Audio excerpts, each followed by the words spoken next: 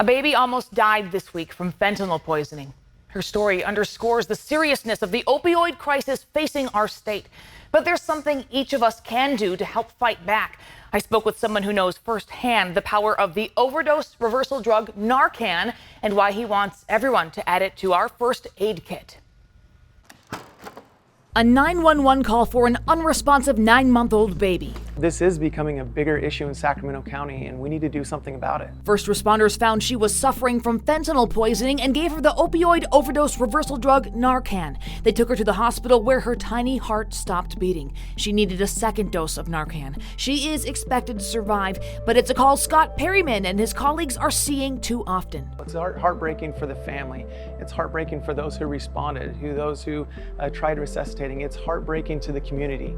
This is absolutely tragic, and it's not just this one case. If you look at 2 weeks ago from this day, we had a 16-year-old die just down the road, and not too long after that, there's a 46-year-old who died just down the road in the same day. So this is becoming more and more prolific. In 2021, he says Sacramento Metro Fire saw about 1,500 overdose cases. Already this year, they've seen 1,700 overdose cases, on track to nearly double from 2 years ago. And it's not just the young, it's happening to the old, it's happening to those who are well off financially and those who are not. It's affecting everybody. Fentanyl is so potent, an amount the size of 3 grains of rice can be deadly. And first responders are seeing fentanyl laced in with other drugs like marijuana. Perryman recommends everyone add Narcan or the generic naloxone to their first aid kit. When you say, this can happen to me, oh, it could, or your loved one, or your neighbor, you never know. And so if it's not for you, man, save your neighbor's life, save your community's life. Narcan is easy to administer by design with a pressurized spray that shoots up someone's nose and instantly into their system.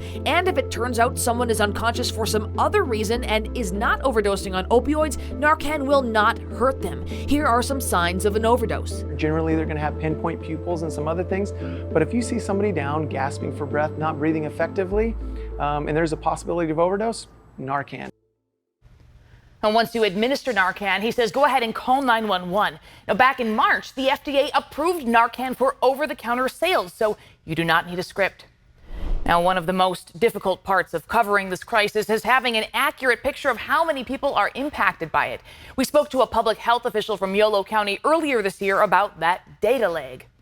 The California Department of Public Health in 2023 is only reporting data through 2021 on its opioid dashboard. So if you're relying on the state data and their analysis to look at opioid and fentanyl overdoses, then, we're 2 years behind. So in an effort to give you the best idea we can, we looked at some of the numbers surrounding the fentanyl and overall opioid crisis in our state. Our Laura Painter explains what we found. The most recent data show there were nearly 1,200 fentanyl overdose deaths in our state in the first 3 months of this year.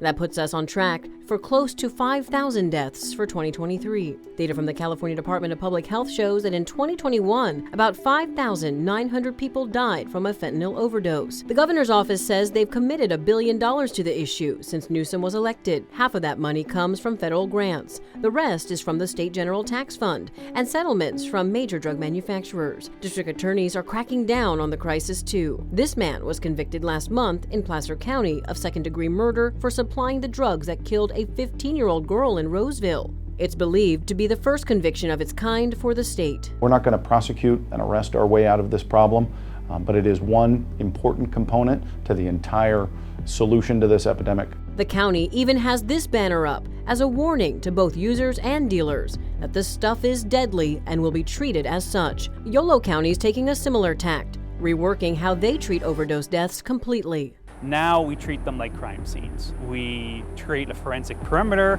we obtain all the physical evidence we can, we obtain cell phones, rewrite search warrants for those phones, rewrite search warrants or social media.